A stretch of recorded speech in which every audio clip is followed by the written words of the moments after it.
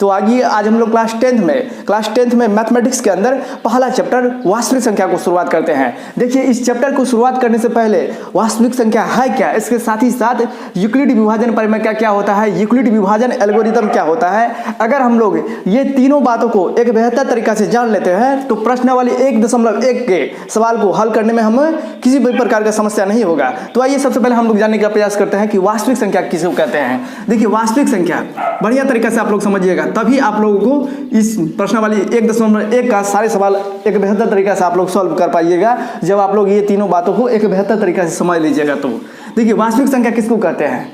देखिए, परिमेय, इसको लिख भी लीजिए, परिमेय और अपरिमेय, परिमेय और अपरिमेय संख्या के संग्रह को वास्तविक संख्या कहते हैं। परिमेय और अपरिमेय संख्या के संग्रह को वास्तविक संख्या, संग्रह का मतलब इकट्ठा, यानी कि परिमेय और अपरिमेय दोनों को ही हम लोग क्या कहते हैं, वास्तविक संख्या। और वास्तविक संख्या को इंग्लिश में क्या बोलते हैं, रियल नंबर। तो दुनिया का कोई भी, मान के चलिए अभी तक बचपन से जिस भी संख्या के साथ हम खेलते आ रहे हैं, जिस भी संख्या के ऊपर हम लोग काम किए हैं, ये सारी संख्या क्या है, वास्तविक संख्या है। जैसे हम देखिए ना, √2 हो गया, √3 हो गया, √4 हो गया, √9 हो गया, ये सब क्या है, ये सारे वास्तविक संख्या है। देखिए, इसके बाद देखिए 1.444, 1.5 पर रेकडिंग, 1.956, 1.457, ये सब क्या है, दुनिया के जितनी भी संख्या अभी तक आप लोग बचपन से जो भी इस पर काम किए हो, जिस भी संख्या के साथ आपने खेला है, वे सारी संख्या क्या है, वास्तविक संख्या। और उसमें वे सारी संख्या में कुछ परिमेय होता है, कुछ अपरिमेय होता है। तो परिमेय भी और अपरिमेय दोनों को मिला करके हम लोग उसी को कहते हैं वास्तविक संख्या। समझ गए ना इसके बारे में। जैसे कि पूछ देगा कि √2 क्या है, √3 क्या है, तो जिसका वर्गमूल नहीं निकलता है उसको कहते हैं अपरिमेय संख्या, यानी कि √2 का वर्गमूल नहीं निकलेगा, √3 का नहीं निकलेगा, तो इसको क्या बोलेंगे, अपरिमेय संख्या। √4 का तो निकलेगा, 4 का वर्गमूल 2 होता है, 9 का वर्गमूल 3 होता है, ये सब का वर्गमूल निकलेगा। तो जिसका वर्गमूल निकलता है उसको कहते हैं परिमेय संख्या। ये सारे छोटी छोटी बातों को जानिए। और इससे पहले वास्तविक संख्या के ऊपर 2 वीडियो बना दिए हैं। उन सारे 2 वीडियो में हमने इसी छोटी छोटी बेसिक बातों को बताए हैं। अगर आप लोग उन दोनों वीडियो को बढ़िया तरीका से समझ लीजिएगा ना, देख लीजिएगा ना, तो आपको किसी भी प्रकार का दिक्कत नहीं होगा, आपका जड़ मजबूत हो जाएगा। और विद्यार्थी का तो हमेशा जड़े में, मतलब कि जड़े में कमजोरी रहता है, इसलिए ना सवाल नहीं बनता है। तो देखिए ना, यहाँ पे परिमेय संख्या किसको कहेंगे, परिमेय संख्या उसको कहते हैं जिसका वर्गमूल निकलता है, √4, √9, √25, ये सब क्या है, परिमेय संख्या। इसके बाद देखिए, दशमलव के बाद 4 डॉट डॉट, दशमलव के बाद कोई संख्या रिपीटिंग करे, दशमलव के बाद कोई संख्या बार बार आए और डॉट डॉट लगा रहे, तो वो भी होता है क्या, परिमेय संख्या होता है। इसको भी परिमेय संख्या बोलेंगे। आप लोग यह ध्यान में रखिएगा, दशमलव के बाद कोई भी संख्या आ जाए और रिपीटिंग करे, बार बार वही संख्या आए और डॉट डॉट लगा रहे, डॉट डॉट डॉट डॉट, इसका मतलब क्या हुआ, वही उस संख्या जाइए रहा है, तो उसी को कहते हैं परिमेय संख्या। इसके बाद देखिए 1.5 पे रेकडिंग, रेकडिंग का मतलब क्या हुआ, ये 5 जो है जाइए रहा है। तो रेकडिंग का मतलब जैसे कि 1.45, 45 पे रेकडिंग का मतलब क्या हुआ, ये 45, दशमलव के बाद 4, 5, यहाँ पे दशमलव के बाद 45 आप लोग नहीं पढ़िएगा, 4, 5 पढ़िएगा। दशमलव के बाद 4, 4, यानी कि 4 से 44 नहीं पढ़ेंगे, दशमलव के बाद काउंटिंग करके पढ़ते हैं। दशमलव के बाद पढ़ेंगे 4, 4, 4, इस तरह से पढ़ते हैं। दशमलव के बाद बोलेंगे 4, 5, 1.45 नहीं बोलेंगे, 1.45 पे रेकडिंग, यानी कि 4, 5, 4, 5, 4, 5 आगे जाइए रहा है। रेकडिंग का मतलब क्या हुआ, जाइए रहा है वही संख्या। तो जो संख्या जाते रहता है उसी को कहते हैं परिमेय संख्या। यानी कि दशमलव के बाद किसी भी संख्या पर रेकडिंग वाला जो भी आ जाएगा ना, वो परिमेय होता है। इसके बाद देखिए, यहाँ पर तो रेकडिंग नहीं लगा है, तो इसको भी बोलते हैं क्या, परिमेय संख्या बोलेंगे।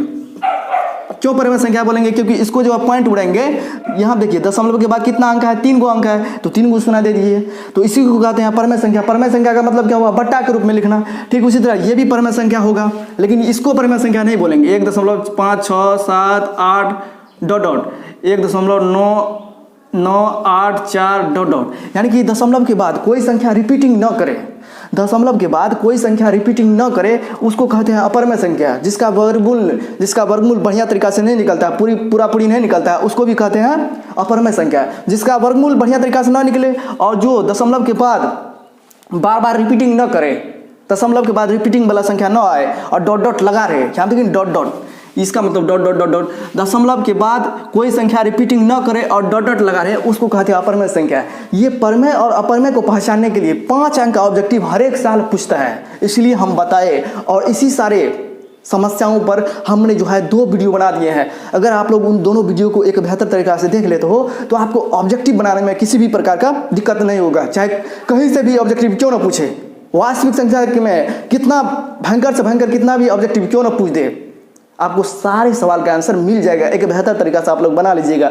हम इसी वीडियो में उस वीडियो का जो है लिंक डाल देते हैं, समझ गए, डिस्क्रिप्शन में बॉक्स में आप लोग चेक कर लीजिएगा। तो समझ गए ना, वास्तविक संख्या किसको कहते हैं? दुनिया के कोई भी संख्या जिसके साथ अभी तक हमने खेला है, उसके साथ काम किया है। तो √3 हो गया, √9 हो गया, 1.44, 1.55, 1.96, 0.96, रेकरिंग वाला जितना भी होगा, यहाँ पर रेकरिंग वाला जितना भी होगा वो परमेय होता है। समझ गए इसके बारे में? आइए अब हम लोग जानने का प्रयास करते हैं यूक्लिड विभाजन परमेय का क्या है। तो आइए अब हम लोग जो है ना यूक्लिड विभाजन परमेय का क्या है इसके बारे में समझने का प्रयास करते हैं। फिर इसके बाद यूक्लिड विभाजन एल्गोरिथम क्या होता है इसको भी समझने का प्रयास करेंगे। सबसे पहले समझ लेते हैं यूक्लिड विभाजन परमेय का। यूक्लिड का नाम तो कौन नहीं जानता है, क्लास 9 पढ़े हो ना, यूक्लिड की अवधारणा पढ़े होंगे, नहीं पढ़ा होगा तो ज्योमेट्री कमजोर होगा। यूक्लिड विभाजन परमेय का, यूक्लिड विभाजन परमेय का किसको कहते हैं? ये कहता है यूक्लिड क्या था? यूक्लिड ज्यामिति का बाप है, ज्यामिति का जनक किसको कहा जाता है? तो यूक्लिड को।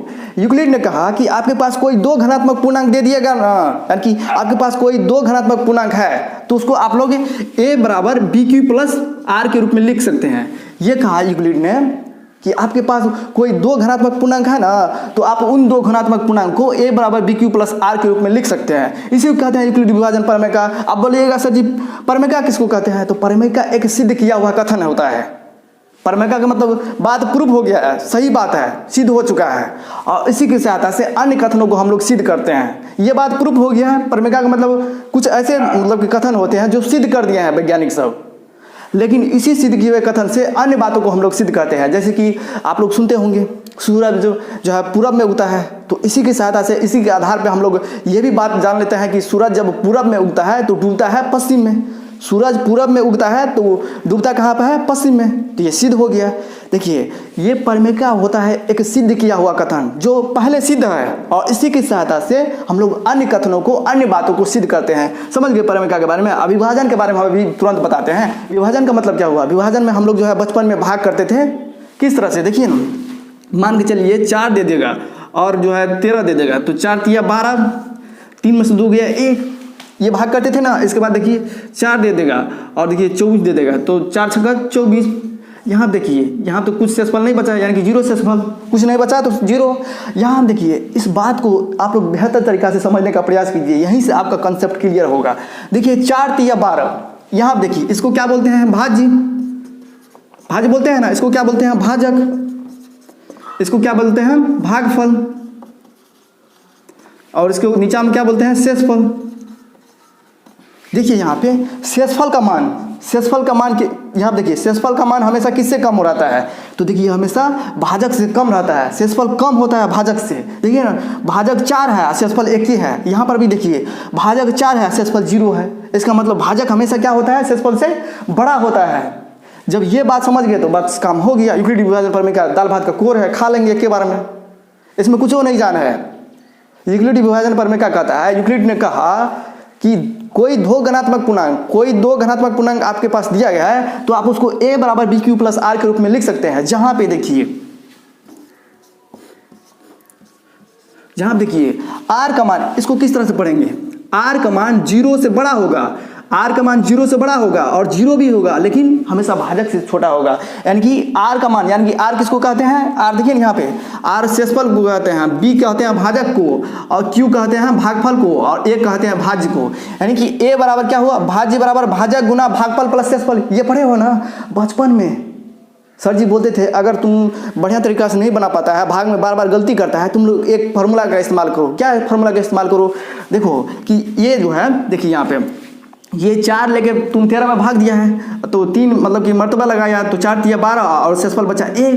तुम इसको गुना कर दो, 4 गुना 3, यानी कि भाजक और भागफल को गुना कर दो और शेषफल को जोड़ दो, और जोड़ने के बाद अगर विचल का संख्या प्राप्त हो जाता है तो तुम्हारा भाग सही है। ये बचपन में सिखाया है ना। भाग को जांच करने का तरीका क्या था, भाजक और भागफल को, यहाँ देखिए भाजक और भागफल को गुना करेंगे और शेषफल को जोड़ देंगे, और जोड़ने के बाद जब जोड़ लेते हैं अगर बीचल का यानी कि भाज्य पूर्ण जाता है तो हमारा भाग्य सही है ना। तो यहाँ देखिए ठीक उसी तरह यहाँ आप समझिए तो आर का मान, आर का मतलब क्या हुआ, शेषफल। शेषफल का मान 0 भी हो सकता है। देखिए ना 4 6 24 0 आया, शेषफल का मान 0 भी हो सकता है और 0 से बड़ा भी हो सकता है। यहाँ देखिए 4 का, यहाँ पे देखिए 4 तिया 12 और 13 में से 12 गया 1। यहाँ आर का मान 0 से बड़ा हुआ ना, 0 से बड़ा 1 होता है ना रे, तो आर का मान 0 भी हो सकता है, आर का मान 0 से बड़ा भी हो सकता है, 1 2 3 4। तो आर का मान 0 से बड़ा हो सकता है, 0 भी हो सकता है, लेकिन हमेशा भाजक से क्या होगा, छोटा होगा। देखिए ना भाजक से छोटा है ना हमेशा। 4 देखिए 4 बड़ा है और जो है शेषफल कम है, यानी कि भाजक से छोटा होता है। समझ गए इसके बारे में। तो ये कंडीशन आप लोग याद रखिएगा। आप जो है इसी पर जो है इसी यूक्लिड विभाजन प्रमेय की सहायता से हम आपको सवाल बनाने के लिए सिखाएंगे। समझ गए ना यूक्लिड विभाजन प्रमेय का। तो इसको लिखिएगा, कहेगा कि कोई लड़का पूछेगा यूक्लिड विभाजन प्रमेय किसे कहते हैं, तो 2 धनात्मक पूर्णांक दिए रहने पर उसे हम लोग a बराबर dq प्लस आर के रूप में लिख सकते हैं, जहाँ जो है आर का मान 0 से बड़ा 0 भी होगा और भाजक से छोटा होगा। इसी को यूक्लिड विभाजन प्रमेय कहते हैं। कहेगा कि प्रमेय क्या है, तो कहना कि प्रमेय एक सिद्ध किया हुआ कथन होता है जिसका उपयोग हम लोग अन्य कथनों को सिद्ध करने में करते हैं।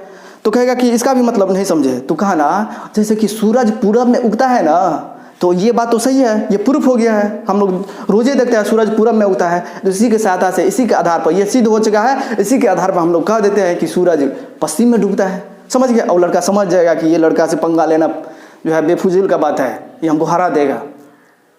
तो समझ गए इसके बारे में। आइए कुछ और बात जानते हैं। यूक्लिड विभाजन एल्गोरिथम क्या होता है, इसको समझने का प्रयास करते हैं। बढ़िया तरीका से आप लोग समझिए। चैप्टर को शुरुआत करने से पहले क्या होता है, चैप्टर के बारे में पूरा एक बेहतर तरीका से जानेंगे तब ना। देखिए यूक्लिड विभाजन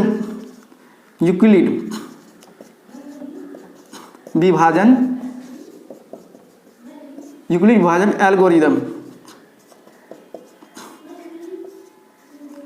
यूक्लिड विभाजन एल्गोरिथम ये क्या है, ये एक सुपरिभाषित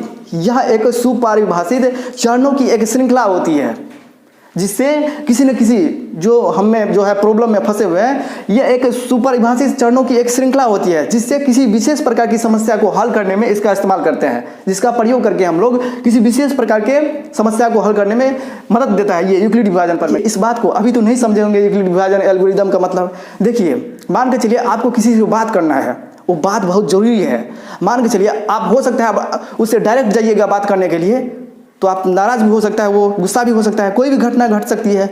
तो इससे पहले हम क्या करते हैं, जिस व्यक्ति के पास हम जाना चाहते हैं उससे बात करने के लिए, मान के चलिए किसी लड़की के साथ जाते हैं फेयर कॉपी लेने के लिए या कोई काम करने के लिए, अगर उस लड़की के पास जाएंगे, अगर डायरेक्ट कुछ अशब्द बोल देंगे या किसी तरह का गड़बड़ी हो जाएगा तो वो हमसे बात तो नहीं करेगी, तो काम तो मेरा नहीं होगा। तो इससे पहले क्या करते हैं, उस लड़की के सहेली से मिलते हैं, और पूछते हैं कि आप जो है ना हमसे उससे बात करवा दीजिए, हमको जो बहुत ज़रूरी काम है। तो लड़की भी पहले एठलाती है, उसका दोस्त भी एठलाती है, हमको क्या फ़ायदा मिलेगा। तो आप बोलते हो आप जो चाहिएगा हम आपको देंगे, तो आप वो राज़ी हो जाता है, उसको कुछ मिलता है तो उसका दोस्त को जिससे आप बात करना चाहते हैं उसके दोस्त को कुछ मिल जाता है तो वो कहता है हम आपको बात करवा देंगे, इससे हमको प्रॉफिट है, तो उससे बात करवा देता है। इसके लिए आपको क्या करना पड़ता है, डायरेक्ट तो नहीं गए उससे जिससे हमको काम था, डायरेक्ट नहीं गए, तो पहले उसके दोस्त के पास गए, तो फिर दोस्त के पास जो है टाल मटोल किया, बहाना बनाया। किसी के पास जाते हैं खुशामद करने के लिए तो वो इठलाता है ना, तो वो इठलाया, फिर जाके आपको उससे बात हुआ, तब बोलते हैं ओ चैन में सांस है, आप हमसे बात कर रहे हैं बढ़िया तरीका से। कितना रल का तो सोता नहीं है। तो ये सारे करने के लिए स्टेप बाय स्टेप काम किए।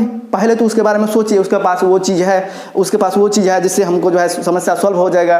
तो उसके दोस्त के पास गए, फिर दोस्त के टाल मटोल किया, परेशानी किया, फिर उसके पास से जो बात हो गया तब उसके पास गए जिससे हम बात करना चाहते हैं। तो यानी कि स्टेप बाय स्टेप गए। अगर स्टेप बाय स्टेप नहीं जाते तो मेरा काम होता। ठीक उसी तरह ये भी है, स्टेप बाय स्टेप एक कार्य करने के तरीका है जिससे हमको किसी विशेष प्रकार की समस्या को सॉल्व करने में ये मदद करती है।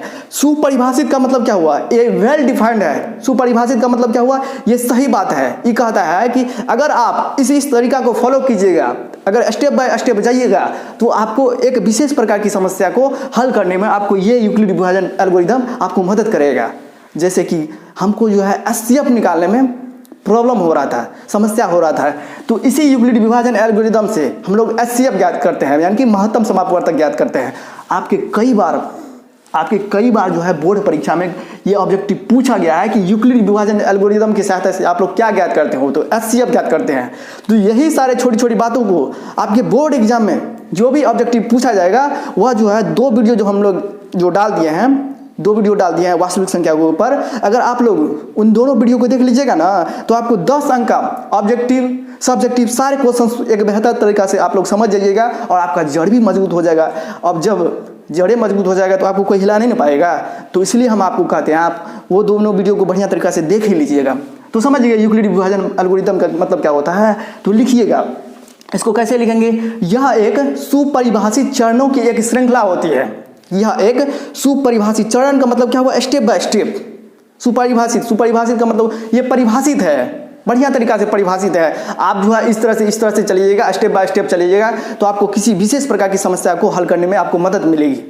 तो इसी को कहते हैं यूक्लिड विभाजन एल्गोरिदम।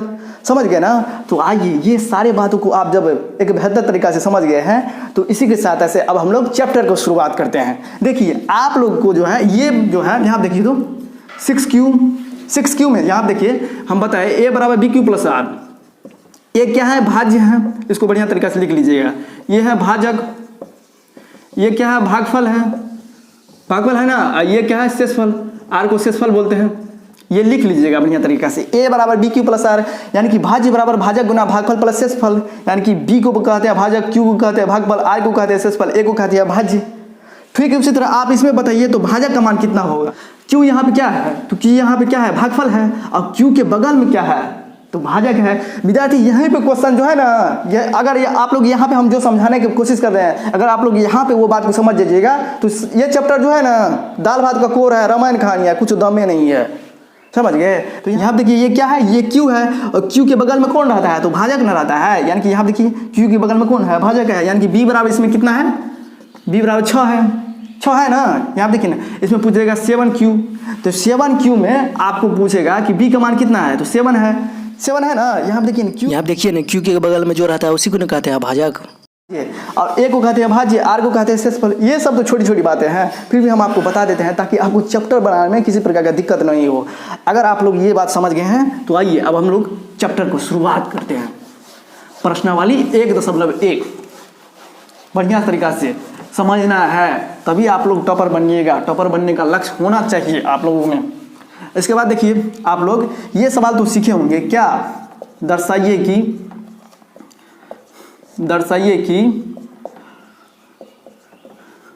कोई घनात्मक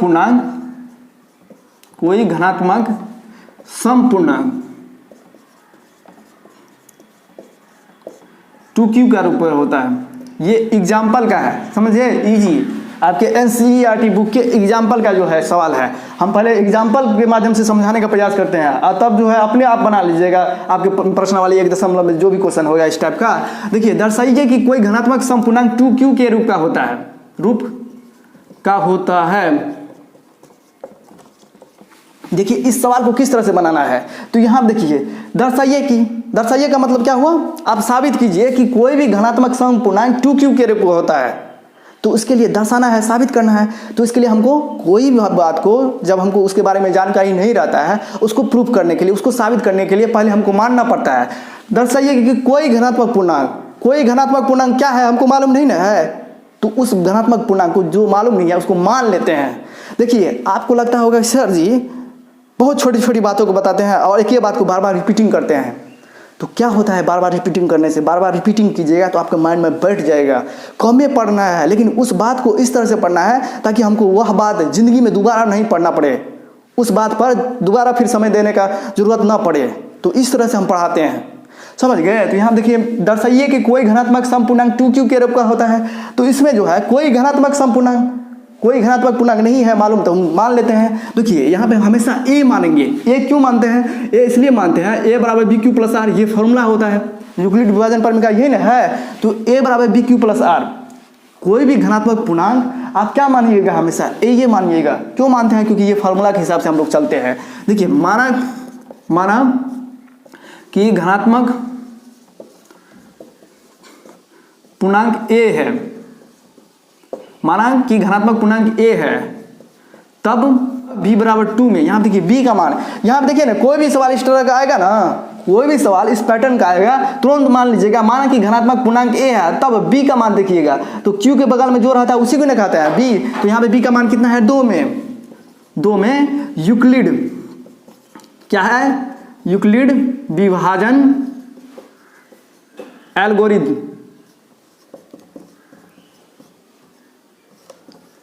का प्रयोग करने पर, यूक्लिड विभाजन एल्गोरिथम का प्रयोग करने पर। देखिए ना, यही जो है यूक्लिड विभाजन एल्गोरिथम का इस्तेमाल हम लोग कहाँ करते हैं, देखिए इसी सवाल को बनाने के लिए। यह एक सुपरिभाषित चरणों की एक श्रृंखला होती है। अभी तो जस्ट बताया यूक्लिड विभाजन एल्गोरिथम के बारे में। देखिए जब भी इस टाइप का सवाल दे देगा, और हमेशा आपके बोर्ड एग्जाम में 2 अंक में या 4 अंक में, प्रत्येक बोर्ड एग्जाम में जो है प्रत्येक साल इससे क्वेश्चन रहता ही है। पूछ देगा कि कोई घनात्मक पूर्णांक जो है, कोई घनात्मक विषम पूर्णांक 2q+1 के रूप में होता है, कोई घनात्मक विषम पूर्णांक 4q+1, 4q+3, 4q+5 के रूप में होता है, दर्शाइए। कोई घनात्मक पूर्णांक 6q+1, 6q+3, 6q+5 के रूप में होता है, दर्शाइए। दर्शाने के लिए विद्यार्थी इसमें जो है हमेशा कन्फ्यूजन में रहता है, तो आपको कन्फ्यूजन में नहीं रहना है। कोई घनात्मक पूर्णांक, तो कोई घनात्मक पूर्णांक के बारे में हमको जानकारी नहीं है, तो उसको मान लिए a, हमेशा a मानेंगे। क्यों? क्योंकि इसके अनुसार से चलते हैं। और जो है कोई घनात्मक पूर्णांक a मान लिया, तब b बराबर 2 में यूक्लिड विभाजन एल्गोरिथम का प्रयोग करने पर जब आपको b का मान 2 मालूम है, तो कंडीशन आप बिठा सकते हैं। ये क्या कंडीशन था, r का मान 0 भी हो सकता है और 0 से बड़ा भी हो सकता है, लेकिन हमेशा भाजक से क्या होगा, r का मान, सेक्सुअल का मान जो है छोटा होगा। तो देखिए 0 कंडीशन में देखिए b का मान कितना है, तो 2 है, तो इस यहाँ पे 2 रख देंगे। अगर 6 रहता है तो 6 रख लेते हैं, 10 रहता है तो 10 रख लेते हैं। इस कंडीशन के अनुसार से हम लोग चलते हैं। अब चल दिए तो r का मान यहाँ पे क्या हो सकता है, r का मान 0 हो सकता है, 1 हो सकता है, लेकिन 2 नहीं हो सकता है। हमेशा r का मान 0 और 0 से बड़ा होगा, लेकिन हमेशा भाजक से छोटा होगा। समझिए 0 और 1 होगा। अब r का मान जब हमको पता चल गया तो ये सवाल अब आसानी से बन जाएगा। देखिए r का मान पता चल गया, तब जो है हम लोग देखिए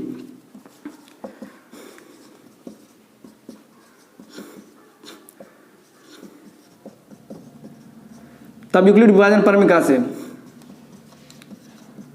यूक्लिड विभाजन परमिका क्या कहता है, a बराबर bq+r।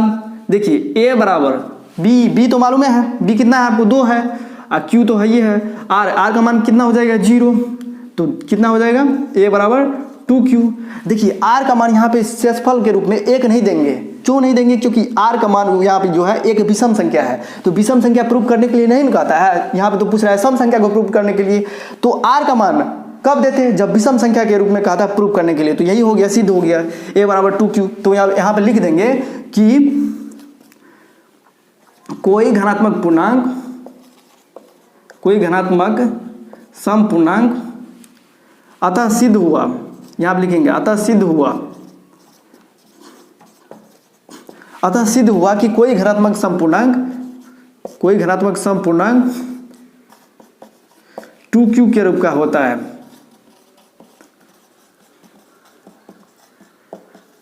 समझ गया ना? तो ये तो कितना आसान था। विद्यार्थी इसी सवाल को बनाने में बहुत सारे टेंशन में रहता है। देखिए एक और जो है ना 2-3 सवाल लेकर के हम बताते हैं। समझ गए ना? माना कि एक कोई घनात्मक पूर्णांक है, एक कोई घनात्मक पूर्णांक मान लीजिए, माना कि घनात्मक पूर्णांक a है, तब b बराबर 2, यहाँ की b पर यानी कि b का मान 2 है, तो 2 तब यूक्लिड विभाजन एल्गोरिथम का प्रयोग करने पर कहता है कि यूक्लिड विभाजन एल्गोरिथम, आप स्टेप बाय स्टेप चलिए। देखिए स्टेप बाय स्टेप जा रहे हैं ना, फिर r का मान 0 ले लीजिए, और इसके बाद जो अगर विषम संख्या रहता है तो विषम संख्या लेते। यहाँ पे विषम संख्या लेना नहीं है, इसलिए 0 लिए, तो 2q के रूप में आ गया। और प्रूफ भी, साबित भी नहीं, दर्शाने के लिए भी कह रहा है 2q के रूप में दर्शाइए, तो ये सवाल बन गया। तब b बराबर 2 में यूक्लिड विभाजन एल्गोरिथम का प्रयोग करने पर देखिए r का मान क्या होता है, r का मान हमेशा 0 से बड़ा होगा और 0 भी होगा और हमेशा भाजक से छोटा होगा। तो ये कंडीशन में बिठा दिए, b का मान 2 है तो 2 दे दिए, फिर इसके बाद सॉल्व कर दिए, बन गया सवाल। देखिए 1-2 क्वेश्चन और बढ़िया तरीका से देखिए आप लोग, बन जाएगा आपको। स्टेप बाय स्टेप चलने की काम को कहते हैं यूक्लिड विभाजन एल्गोरिथम। आप लोग बढ़िया तरीका से समझिएगा। परदेसियों से नाखियां मिलाना, परदेसियों को है एक दिन जाना। दर्शाइए कि कोई घनात्मक विषम पूर्णांक, विषम पूर्णांक 4q + 1 4q + 3। यहाँ देखिए आपको कहा देगा कि दर्शाइए कि कोई घनात्मक विषम पूर्णांक 4q + 1 4q + 3 के रूप में होता है। तो इस सवाल को कैसे बनाएंगे? तो आप लोग घबराइए मत। कितना विद्यार्थी कहता होगा सर जी एक ही सवाल बनाने में इतना समय लगाते हैं। आप लोग घबराइए मत, सब सवाल बनेगा। हम पहले जो है शुरुआत है तो शुरुआत में क्या एक ही बार में स्पीड कर देंगे, तो स्पीड कर देंगे कुछ बच्चा नहीं समझेगा और कुछ बच्चा तो तेज होता है। जैसे मेरे यहाँ का रोशन है, रोशन का ये ख्वाहिश है सर जी आप रोज़ वीडियो क्यों नहीं बनाते हैं। तो मेरे भी पास जो है समस्या है, हम लोग बाहर में हैं, बाहर में कभी रेडियो बजते रहता है, कभी इधर से स्पीकर कभी उधर से स्पीकर, बहुत सारी समस्या आ जाता है। तो रोशन हम आपकी बातों को समझते हैं, हम आपकी दर्द को समझते हैं। आप पढ़िए बढ़िया तरीक़ा से। वैसे आप पढ़ने में भी काफ़ी तेज़ है, इस तरह से बताते होंगे तो आपको अच्छा भी नहीं लगता होगा, लेकिन मेरा कर्तव्य है क्या सबको एक साथ लेकर जाना। तो सब बढ़िया तरीक़ा से पढ़ेगा तब ना अपना बिहार आगे बढ़ेगा।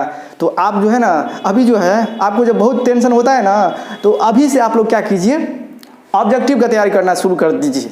साथ साथ ऑब्जेक्टिव को भी देखिए। हम ऑब्जेक्टिव के ऊपर देखिए हम क्यों कह रहे हैं कि मेरा सिलेबस जो है अक्टूबर नवंबर तक खत्म हो जाएगा, क्योंकि ऑब्जेक्टिव का सारे वीडियो हमने अपलोड कर दिया है यूट्यूब पे। जो विद्यार्थी सारे ऑब्जेक्टिव को देख लेगा तो उसको एक भी प्रकार का ऑब्जेक्टिव बनाने में दिक्कत नहीं होगा। और सारे विद्यार्थी जितने भी विद्यार्थी मेरे चैनल से जुड़ा हुआ था कमेंट देखिए ना, सबका ऑब्जेक्टिव जो है सब क्वेश्चन सही हो गया। तो उसी तरह जो है जिस तरह से पिछले वर्ष जो विद्यार्थी जो इस चैनल के माध्यम से जुड़ा रहा उसको सारे सवाल बन गया है, ठीक उसी तरह आपको भी बनेगा। तो आप जो है अभी से देखना चालू कर दीजिए। रोशन आपको भी बोल रहे हैं, सबको बोल रहे हैं, तो अभी से आप लोग बढ़िया तरीक़ा से पढ़िए। आपको जो है ऑब्जेक्टिव धीरे धीरे जो है अप्रैल मई में बढ़िया तरीक़ा से तब तक में तैयारी हो जाएगा। तो सब्जेक्टिव पर ध्यान देना है, पहले ऑब्जेक्टिव पर देख लीजिए। दर्शाइए कि कोई घनात्मक विषम पूर्णांक 4q + 1 4q + 3 के रूप में होता है। दर्शाना है कोई घनात्मक विषम पूर्णांक। तो मान लेंगे, माना कि क्या मानेंगे, हमेशा ये मानेंगे, माना कि कोई घनात्मक विषम पूर्णांक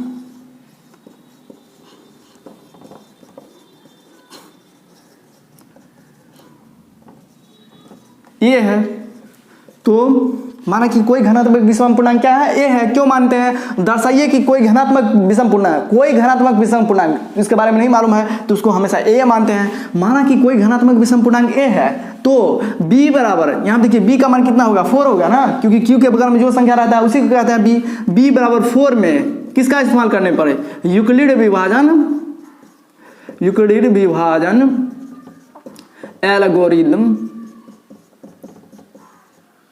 एल्गोरिथम का प्रयोग करने पर। समझ गए? इस तरह से लैंग्वेज का इस्तेमाल करना है, लैंग्वेज वाला सवाल है। करने पर देखिए तो b बराबर 4, अब कंडीशन लिख देंगे। r का मान 0 भी हो सकता है, 0 से बड़ा भी हो सकता है, लेकिन हमेशा b से छोटा होगा, यानी कि भाजक से छोटा होगा। तो 0, r, अब b का मान 4 है तो 4। यहाँ देखिए r का मान क्या हो सकता है, 0 हो सकता है, 1 हो सकता है, 2 हो सकता है, 3 होगा, लेकिन 4 से हमेशा छोटा होगा, 4 भी नहीं होगा। r का मान कभी भी भाजक के बराबर नहीं होता है, यानी कि r का मान कभी भी भाजक के बराबर नहीं होता है, यानी कि शेषफल का मान कभी भी भाजक के बराबर नहीं होगा। यानी कि r का मान 0, 1, 2, 3, 4 नहीं लेंगे, हमेशा r का मान भाजक से छोटा होता है। तो 0 लेंगे, 1 लेंगे, 2 लेंगे, 3 लेंगे, ये सब क्या है 4 से छोटे ना है। तो यहाँ पे विषम पूर्णांक है, यहाँ देखिए 1, 3, ये सब क्या है, ये सब 1, 3 क्या है विषम पूर्णांक। विषम पूर्णांक किसको कहते हैं? जो 2 से कटता नहीं है, जो संख्या 2 से पूरी विभाजित नहीं होता है, उसी को कहते हैं विषम संख्या। तो 1, 3 क्या है, ये विषम संख्या है। आप देखिए a बराबर bq + r, तो a बराबर bq + r, यानी कि इसी a को दर्शाना है कि कोई घनात्मक विषम पूर्णांक 4q + 1 4q + 3 के रूप का होता है। तो b का मान तो हमको मालूम है 4, q तो है ये है, r का मान 0 लेंगे।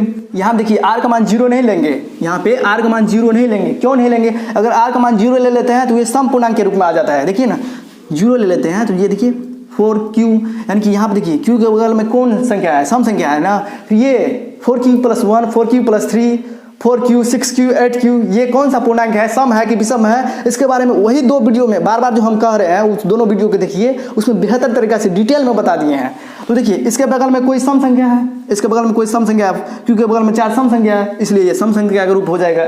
तो यहाँ पे कह रहा है विषम संख्या का रूप प्रूव करने के लिए, तो इसलिए हमको 0 नहीं लेना है। तो क्या लेंगे? 1 लेंगे। विषम संख्या कहाँ से स्टार्ट होता है? 1 से स्टार्ट होता है। इसके बाद 2 भी नहीं लेंगे, क्योंकि 2 भी एक सम संख्या है। एक बार 3 लेंगे।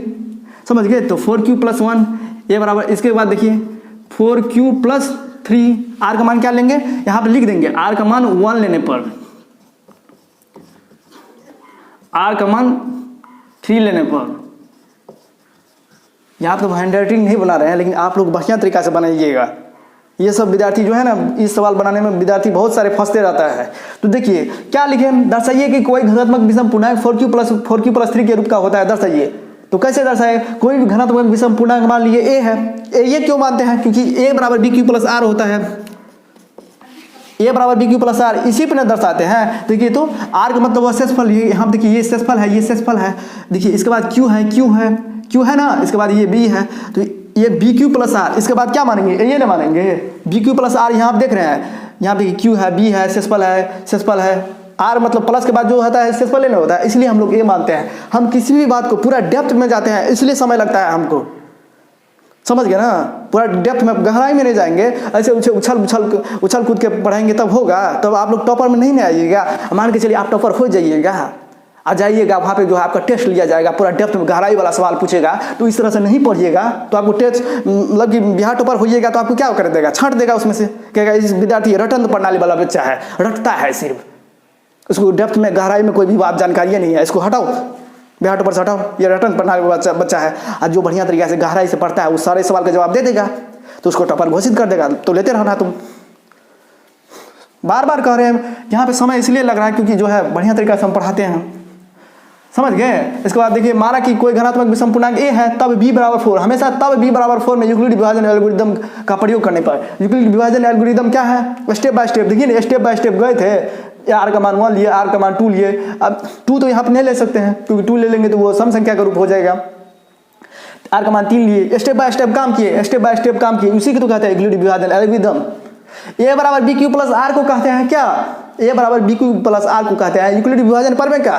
यूक्लिड विभाजन प्रमेय क्या कहता है, कोई दो धनात्मक पूर्णांक दिया रहेगा, आप उसको ए बराबर बी क्यू प्लस आर के रूप में लिख सकते हैं, जहां आर का मान 0 भी होगा, 0 से बड़ा भी होगा, लेकिन हमेशा भाजक से छोटा होगा। इसी को कहते हैं यूक्लिड विभाजन प्रमेय का। देखिए यूक्लिड विभाजन प्रमेय का और यूक्लिड विभाजन एल्गोरिदम, ये दोनों एक दूसरे से काफी कनेक्टेड है, काफी जुड़ा हुआ है। तो कई लोग कहता है यूक्लिड विभाजन को ही यूक्लिड विभाजन एल्गोरिदम एक दूसरे से काफी कनेक्टेड है। देखिए यूक्लिड विभाजन, यहाँ देखिए प्रमेय का इस्तेमाल हो रहा है, इसके बाद जो स्टेप बाय स्टेप कर्म कर रहे हैं, यानी कि यूक्लिड विभाजन एल्गोरिदम का भी प्रयोग हो रहा है। ये एक दूसरे से एक इतना अंतर्निहित है, एक दूसरे से इतना कनेक्टेड है, जुड़ा हुआ है। इस कारण से इसको कई लोग, प्राय लोग इसको कहते हैं, यानी कि यूक्लिड विभाजन एल्गोरिदम को ही कहते हैं यूक्लिड विभाजन प्रमेय का।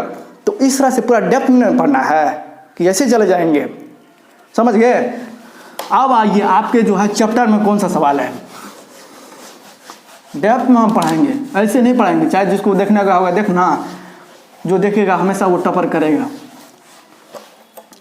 इसके बाद देखिए आप लोग कहेगा कि दर्शाइए कि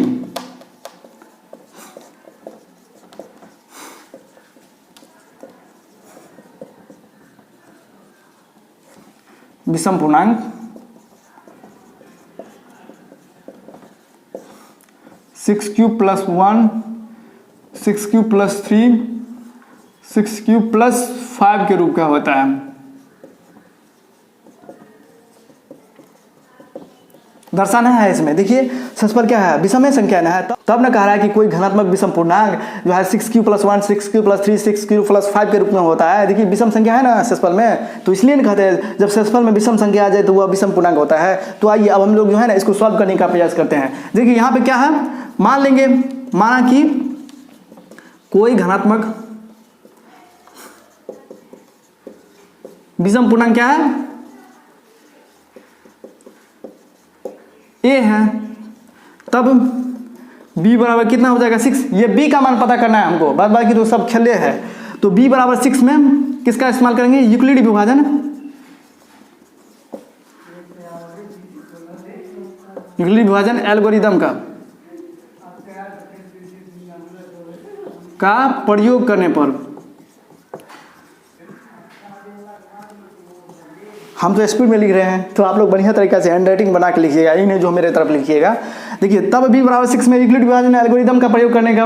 इसके बाद फिर लिखते हैं पहले का स्टेप क्या है, माना कि कोई धनात्मक विषम पूर्णांक ए है, यानी तो सम पूर्णांक दिया रहेगा तो उसको मान लेंगे, माना कि कोई धनात्मक सम पूर्णांक ए है।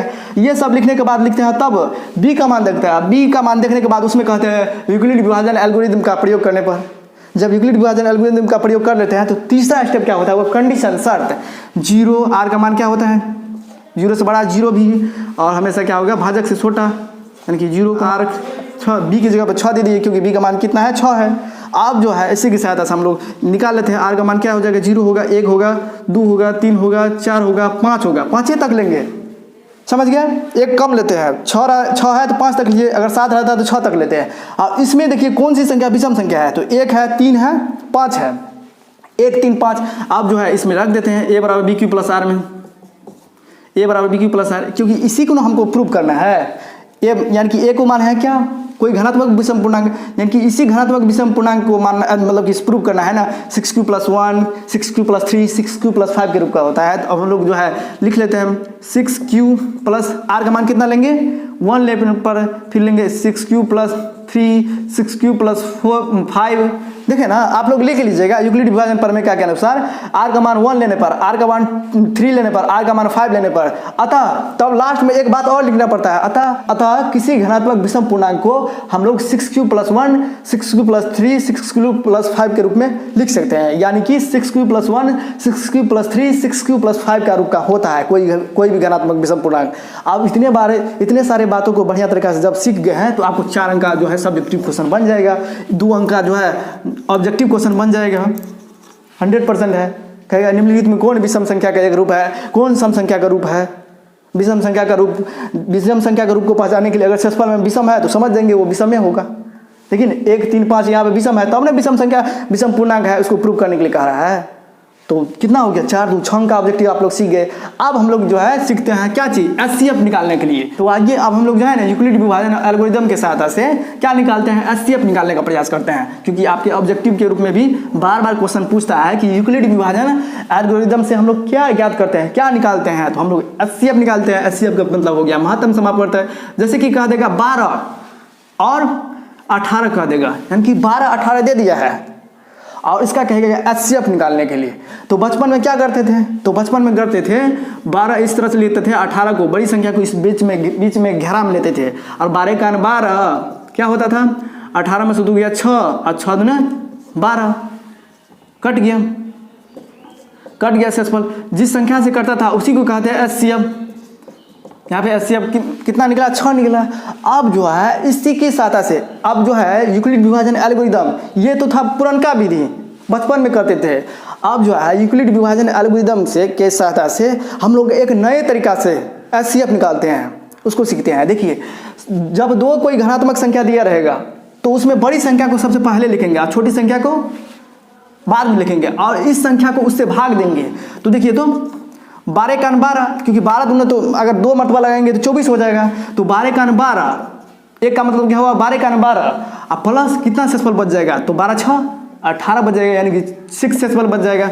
इसके बाद देखिए यहाँ पे यहाँ आता है, यहाँ का संख्या यहाँ पे आता है, और यहाँ का क्षेत्रफल यहाँ पे आता है, और भाजक आपको इस साइड आएगा।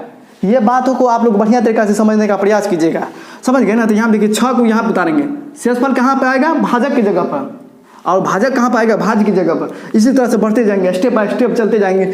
ये तो हो गया यूक्लिड विभाजन क्या, ये तो हो गया यूक्लिड विभाजन प्रमेय का। लेकिन जब हम लोग स्टेप बाय स्टेप जाते हैं, और कहता है यूक्लिड विभाजन एल्गोरिदम कि आप लोग स्टेप बाय स्टेप जाइएगा ना, तो आपको किसी न किसी एक विशेष प्रकार की समस्या को आप लोग सॉल्व कर लीजिएगा। तो हमको वह समस्या था क्या, HCF निकालने का, तो वह HCF निकल जाता है।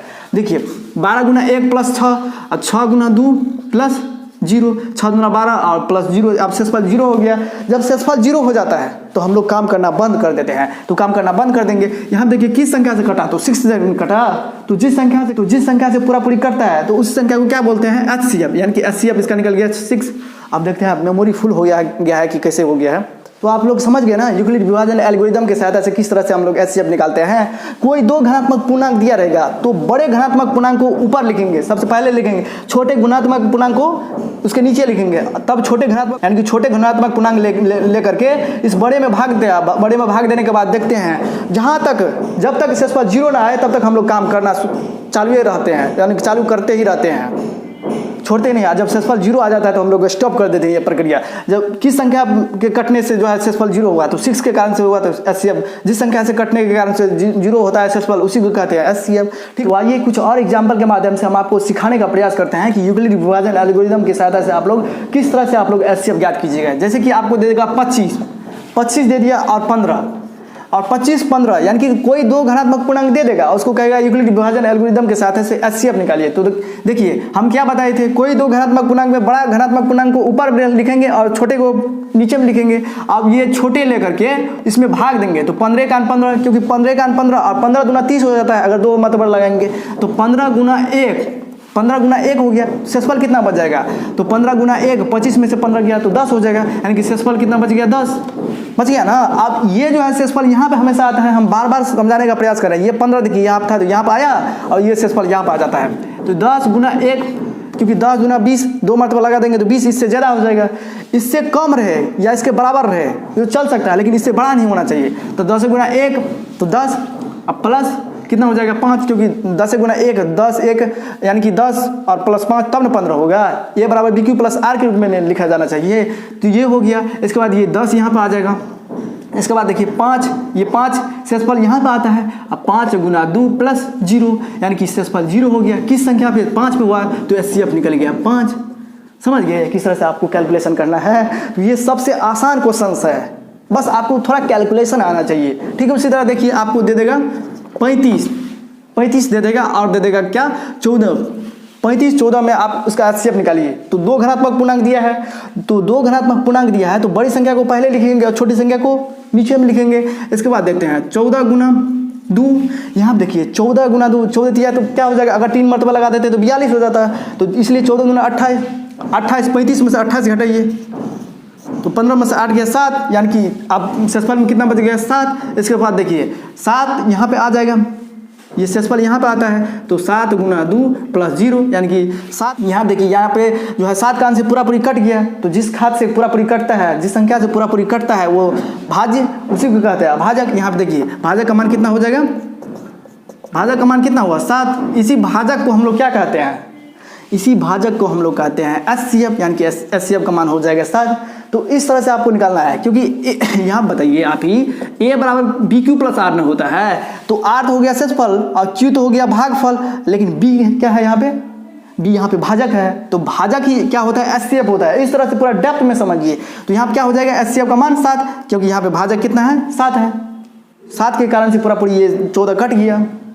किस संख्या से कटता है, जिस संख्या से काटते हैं तो 7 से काटते हैं।